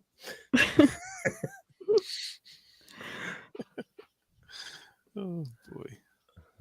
And I think Rachel had some comments also about writing long-lived characters or characters whose experience changes with the author's age that we were talking about earlier. She says, I constantly worry about every action scene and if it's unique in its setting and who's going at who. Rachel, do you write as well? I think she said she did, yeah. I see. Sorry, I must check out the books. I think that's 2x for when writing a character with a naturally longer lifespan because they got to deal with everyone else moving on without them. Yeah. Nothing like decide at the start of a series of books that your characters are going to live for 500 years. Kind of put a bend in your value system, truly. Yeah. And you'll have to have a lot of patience with all those people who are hundreds of years behind your perspective point, if you think about it. Oh, nice. Nice. I've got to check out Rachel's books. Yeah. I was going to ask something. Yeah. I don't know if this is going to be a spoiler if you answer it, Janny, but the fellowship is super long-lived, and Dakar, we saw a bit about how he keeps himself long-lived by repelling diseases. I'm sorry for using the wrong words, but wouldn't Arathon and Lyser have lived just as long if they hadn't drunk at the fountain using the same techniques, or do they have a different kind of magic? Different. I see. Different. I believe that I did say Ships of Merior in that aftermath scene with the gunpowder. Mm-hmm. That the Fellowship said they were summoned by the dragons. Yes. That they got their magic from the dragons. They got their redemption from the Paravians, and beyond that, I will let the story take it from there. Right. But the Fellowship are in a highly unique position because of that. But until you see exactly how that connects and the story will unwind it, I will just leave the curtain drawn because it's said straight out on the page, but you won't understand the meaning of that until you experience it. Cool. When you understand Athera's dragons, they are like no dragons anywhere in fantasy that I have seen to date. Yeah, they were already really cool because they can dream up worlds into existence. That was awesome. But yeah, I'm excited to see what else we see about them. Well, and there are a lot of things that are remnant from those times. Eots are one. Oh yeah. All that stuff that's brewing up in Myrtle Vein Swamp is another. And those are the little guys. That's the small fry. So in due time, this series will take you there. Yeah, I'm looking there's forward a to that. whole lot of stuff in store for you that's going to be really fun. And then I'm excited because a lot of the wider readership in fantasy is totally unaware of where the latter half of this series opens up and where it goes. Because it definitely treads some ground that I haven't seen, and I've read pretty widely. I read as much as I write. Always have and always will. I had a question about the mage site. This came up, I think, in our last conversation, and when Alara was and Arathon were working together to heal the boy, she was using mage site, and Arathon had already lost his, prior at the end of the last book, and she that conversation she seemed to have these heightened senses of his emotions and was commenting basically based upon those heightened senses. And I didn't know how much of that was reciprocated with Arathon, whether he could have the same heightened awareness of her. He says straight out, he used her for the sounding board. So she could see the standing wave. She could see the resonant frequency. She could see the frequencies outside. Mage sight goes outside of our physical senses. She could perceive that. So if you could see ultraviolet, if you could see infrared, if you could see the resonant frequency of a healthy cell. Yeah, okay. And you knew what frequency to strike to move that cell towards that frequency, because one harmonic struck, two harmonics at the same time is going to make a third between the two. So that's what's going on. He is using what she's perceiving as the sounding board to know what note to strike to heighten what she is doing, which is string theory. She's moving probability. She's striking resonant frequencies about what a healthy cell is and moving it towards that, speeding up healing, slowing down time, depending what frequency you're working on. There will be scenes coming up in the book where you will actually, this will get picked apart to a wider degree. So yeah, you're seeing two halves of a coin here, where he's perceiving it through sound and resonance through sound, through vibration that he can sense through sound. She is moving more into the spectrum of light, beyond visible light, and the two are working together. So does that answer you a little bit? Yeah, no, that's great. And because I just kept thinking while I was reading that section is like, how would this conversation have gone without that mage site, and I was trying He was blind to what those frequencies were doing. Right. He was bouncing off of her perception to know what to do, but he couldn't see it. Yeah. He could hear it. He could sense it through Right. audible Okay. sound. And I was That also audible sound strikes those frequencies above the frequency we can hear. Hmm. and Have you that's ever walked fascinating. under a That's through the tree training. where cicadas are going madly buzzing and they're like on the branch over your head? Have you ever walked underneath? You can feel the resonant frequency way below that note that they're sounding. It's very, very high pitched, and you can feel the vibration of the notes that are above that. Those guys are just generators of frequency. But yeah, if you stand under a tree, you can hear the lower notes if you pause and you listen for it. It's fascinating. I was never aware of that when I was young, but I'm definitely aware of it now. When I'm older, I walk under that tree and it almost knocks me to the floor. It's so loud, and the range that they're bringing out is far beyond the notes they're striking by rubbing their wings. Yeah. No, I get that. I live next to a bird sanctuary, so I hear all kinds of songs all day. And Yeah, birds can do the same thing. it's You'll listen to fascinating. starlings. The Yep. frequencies a starling puts out are just, and you stand in a flock of starlings and you feel the resonance in your body. It's striking. Yeah. But most people don't slow down their lives enough to pick up that stuff. But you go to sea where you're forced to slow down at the pace of moving a sailboat through the water, a small boat in a large ocean, and you're trying to cross, you're forced to slow down and perceive that to that degree. And if you do it enough, you can turn it on and off like a switch. You can actually say, I'm going to let down my normal filter, drop them, and actually experience what is actually happening here. You know, I read an article once about guys who were blind, and they were teaching kids how to navigate without a cane by listening to the echolocation of sound that's around them, like what happens to the traffic. You can feel and hear the traffic coming. You can hear the resonance bouncing off the wall behind you, so you know there's a wall there. You can.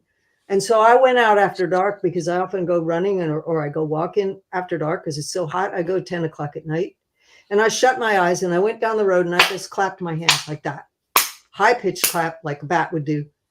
With my eyes shut, I could hear that sound bouncing off the tree. I could hear it bouncing off the individual fence posts. I could hear whether there was a fence there. I could hear when I was passing a house. It was astonishing, the picture that just that echolocation was creating.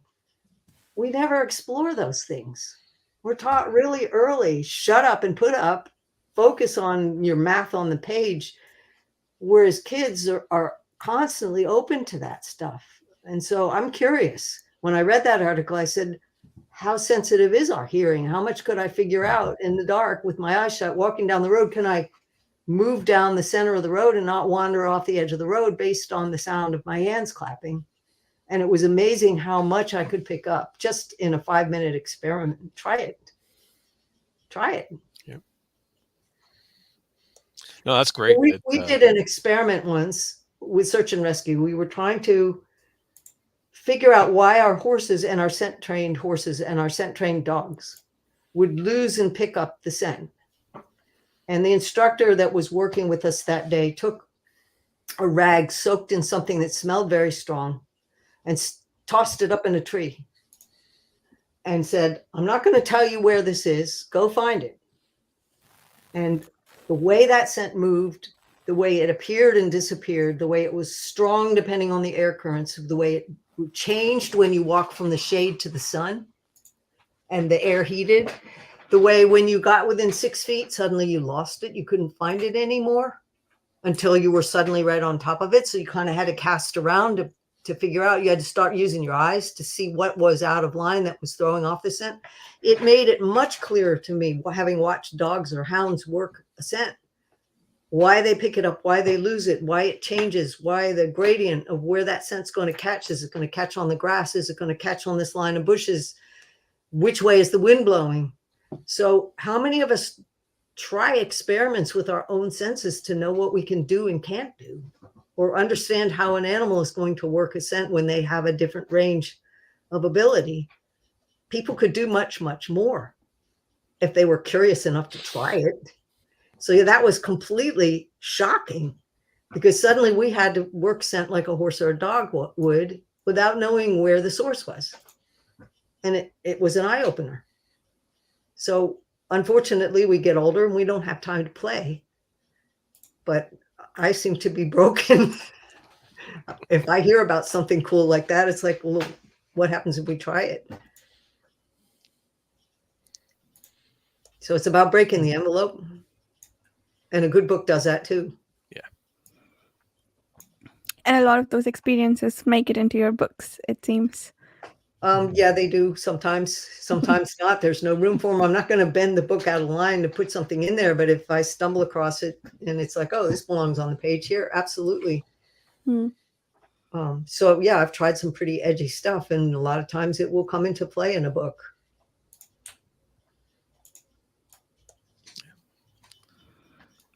I just want to take a moment to plug Rachel's book. Apparently, they're all free this month on Smashwords. And the first one is called Let There Be Fire, to look it up by. And make sure you take down Rachel's name. Yes. She publishes under R.A. Morley. Well, smart her. Good for her. I would definitely have done General Neutral if I had realized where we were going.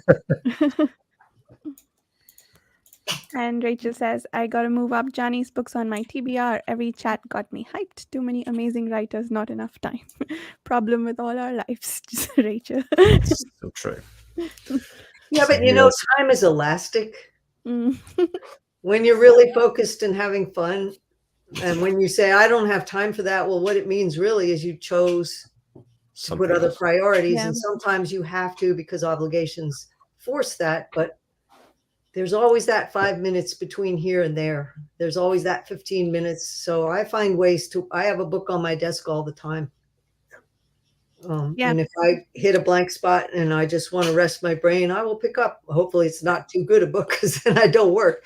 But, you know, I have a book on the breakfast table. I have a book tucked into the various corners of the house. So if I'm waiting for something, my grandmother taught herself to play the piano, waiting for the tea to boil.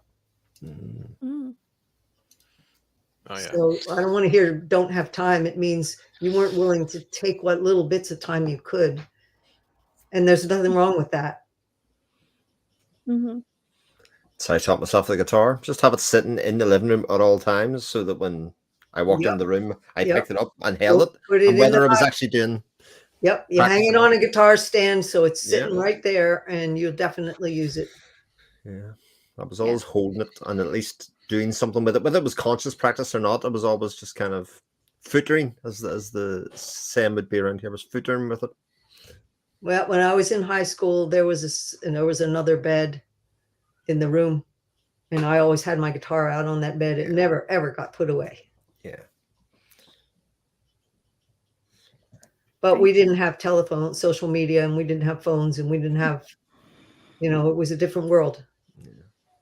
It's like I was saying yesterday, as soon as I got the idea, I'm just going to put a book in my work bag at all times. If I had 15 minutes, instead of putting out my phone, I could pull out the book. It was an easy option to have all the time. It was a conscious choice to put it in the bag so that I would always have that option. And then my amount that I read went up exponentially compared to what it was beforehand. Just one night a week turning off the TV. Yeah. Huge. Oh, yeah. Yeah, I have 3 different books in 3 different places all the time. I'm always ready. And then one on the screen if I need to switch to that. We got 3 cats. I got to have a book in there because otherwise they'll steal the food. And what am I going to do? Stare at 3 cats eating to make sure somebody doesn't rob the food? I have a book in there. So yeah, I'm always reading something. More reasons not to have cats.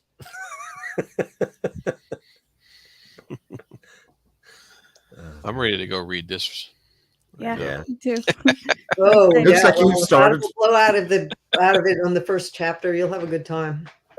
That one, it's not going to let you up. I'll be curious to see if you can maintain your 3 chapters a week, because this is the finale sequence kicking over. You know, beyond the first week or so, it's gonna all come together.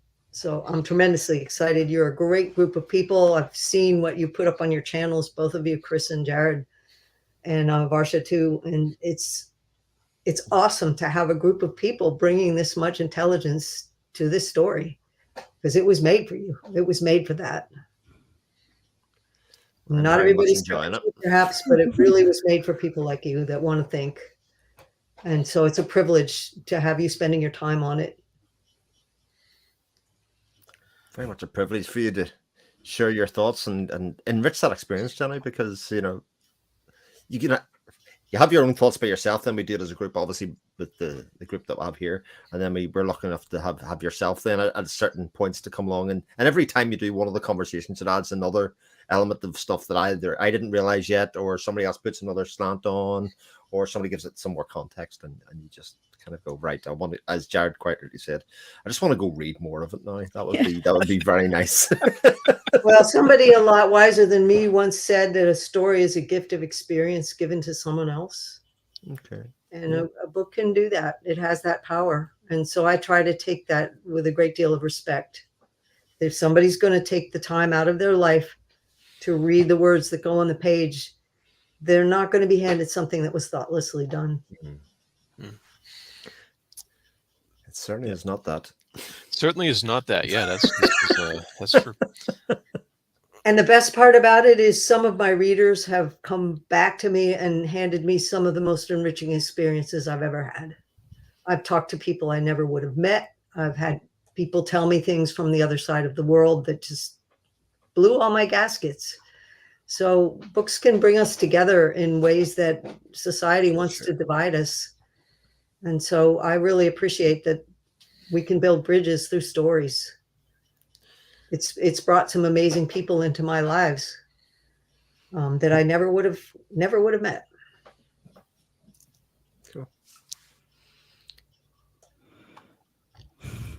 On that note, we've been going for about an hour and 3/4. Are there any parting thoughts before we sign off for the evening or afternoon?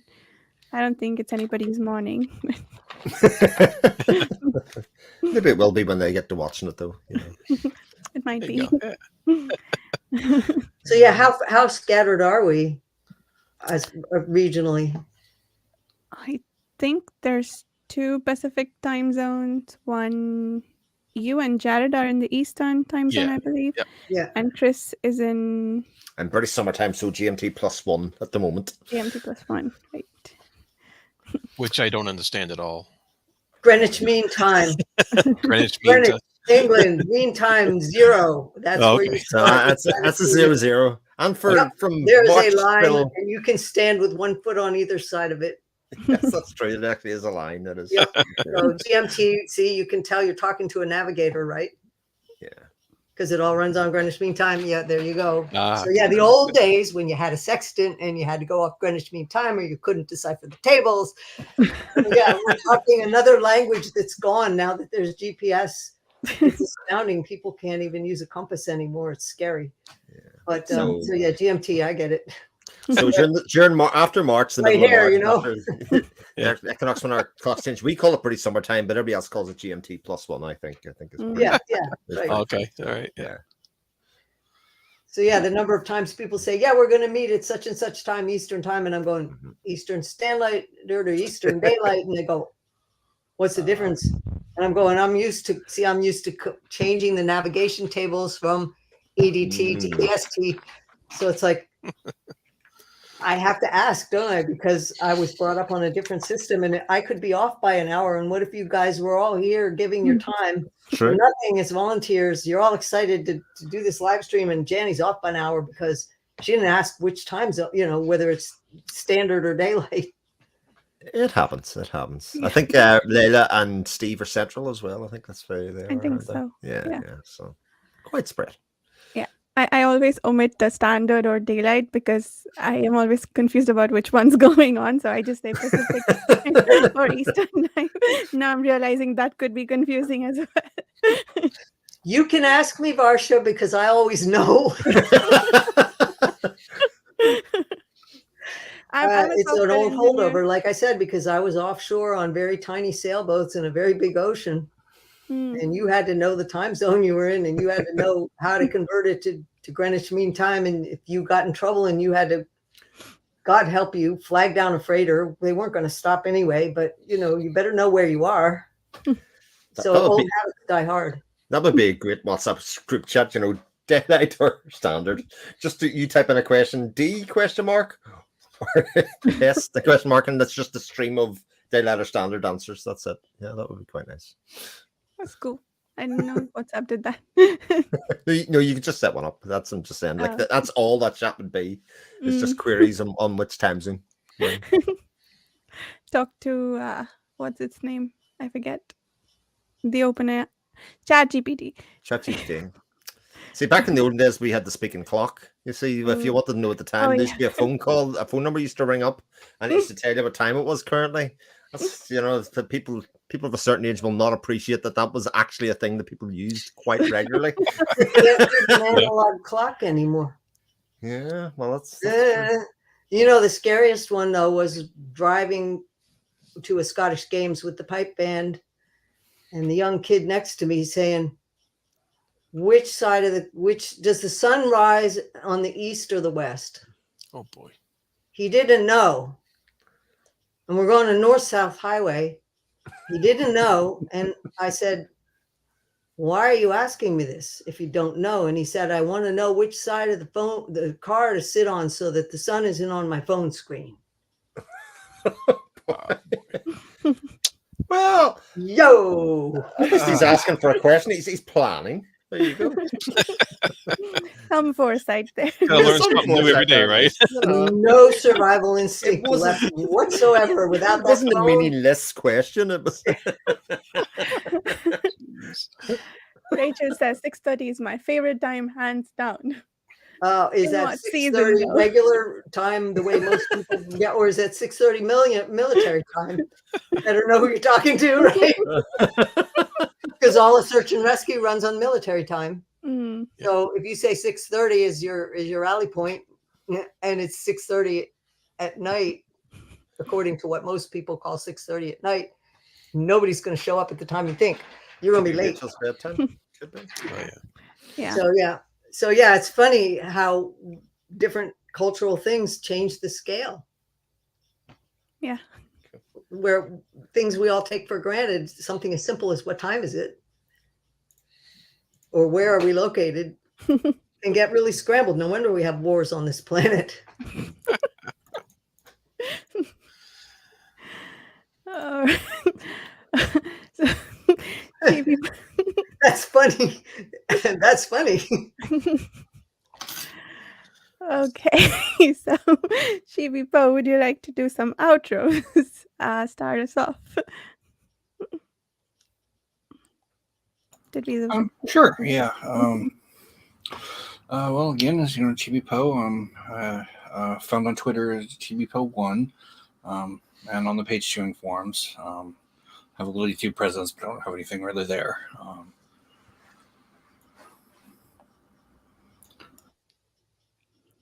And Janny, the way Steve likes to phrase this is, where can people find you?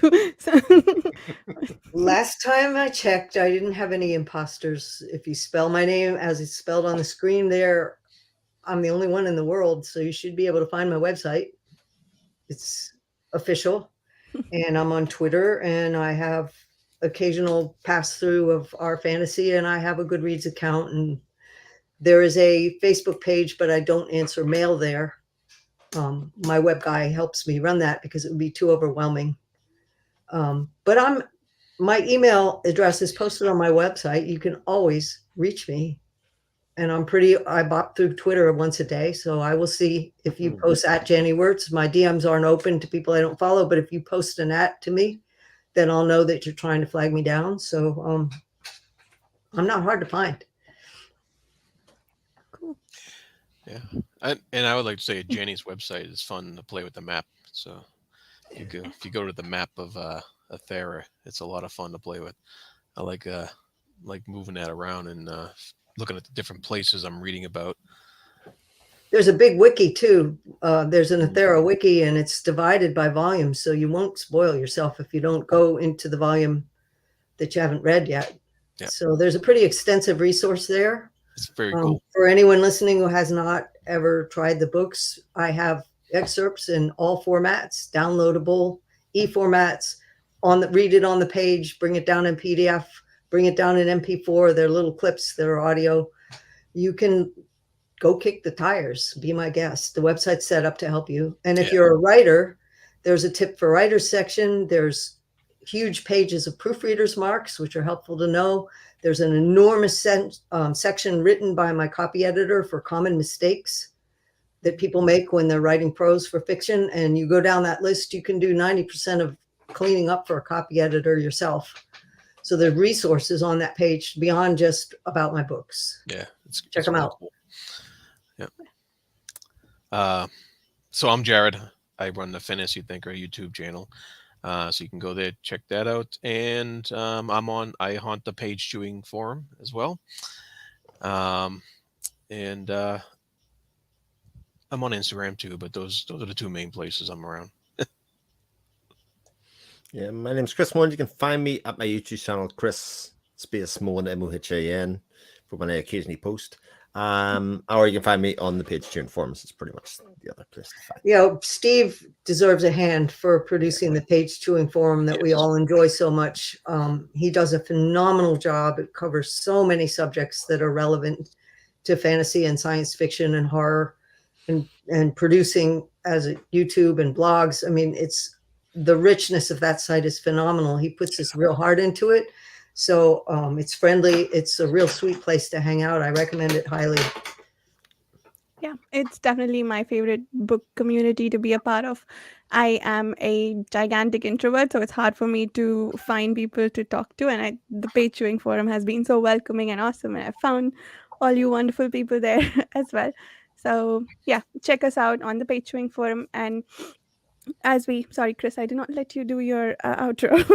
I did my outro. I was just going to say, you haven't done yours yet, though. Oh, okay. Oh, you did. Sorry. I should keep track of what's going on in the conversation. Anyway, yeah, we're starting up with War Host of Vastmark. I will say it right one of these days, I promise. Starting next week, we're starting up our discussions again. We're going 3 chapters at a time because there are 9 of them, and it's nicer to break it up that way. And then we're still doing 3 chapters every 2 weeks. So if you'd like to join us, there's still time on this read along. Yeah, come check us out on the Patreon forum for all the planning and scheduling details. Otherwise, we'll see you again soon in a few weeks to talk about War Host of Vastmark. There, I said it right. Thanks everyone for joining us. Thank you so much, Rachel, for hanging out with us. We'll see you soon. Bye. Take care, everybody. Thank you for hosting, Varsha.